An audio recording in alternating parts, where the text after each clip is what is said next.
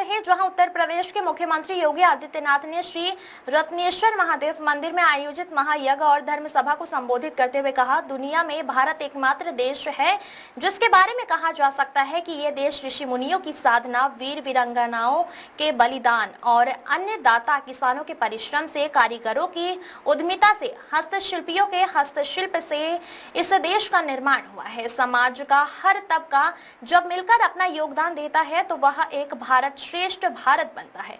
हर व्यक्ति के जीवन का लक्ष्य इस एक भारत श्रेष्ठ भारत का निर्माण कैसे हो, यह होना चाहिए। और इसीलिए दुनिया के अंदर भारत एकमात्र देश है जिस देश के बारे में कहा जा सकता है कि यह देश बना है ऋषि मुनियों की साधना से, वीर और वीरांगनाओं के बलिदान से,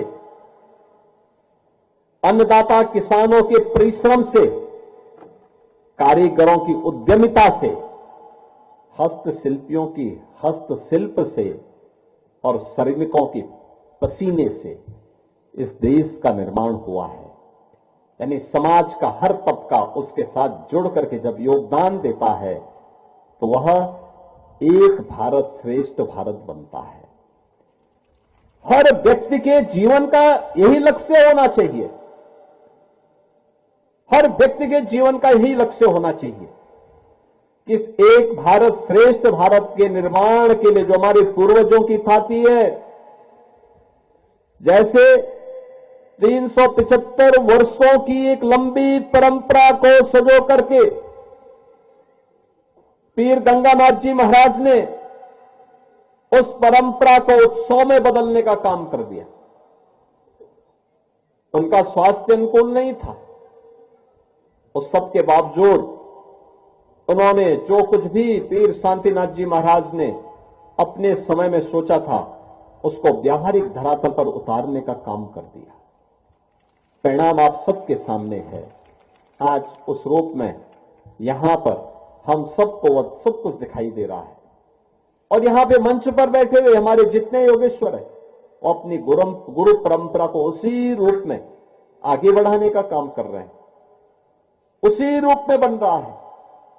आप बाबा मत्स्यनाथ पीठ स्थल बोहर में जाकर के देखेंगे, वहां पर मंदिर का भव्य निर्माण, वहां पर स्वास्थ्य के लिए, शिक्षा के लिए, लोक कल्याण के लिए अनेक कार्यक्रम उसके माध्यम से वहां पे संचालित हो रहे हैं। अपने लिए नहीं, समाज के लिए, व्यक्ति के लिए नहीं, समिष्टि के लिए, सबको एक साथ जोड़ने का सामर्थ्य बिना भेदभाव के प्रत्येक को उसका अधिकार प्राप्त हो जाए, बिना भेदभाव को उसका हक मिल जाए, सम्मान मिल जाए। आप फतेहपुर में चले जाइए, बाबा अमृतनाथ जी के पावन पीठ पे, वहां पर आध्यात्मिक वातावरण की अपनी एक अनुभूति अलग होती है। वहां पे लोक कल्याण भी है, भक्ति भी है, साधना भी है और समाज को अपने में जोड़ करके उस सामर्थ्य के माध्यम से लोक कल्याण का एक बड़ा अभियान भी है। आप गोगामेड़ी में चले जाइए, आपको ये सब काम देखने को मिलेंगे। यानी हम सबका दायित्व क्या बनता है, हम भी इस परंपरा को आगे बढ़ाने में अपनी ओर से कुछ प्रयास प्रारंभ करें।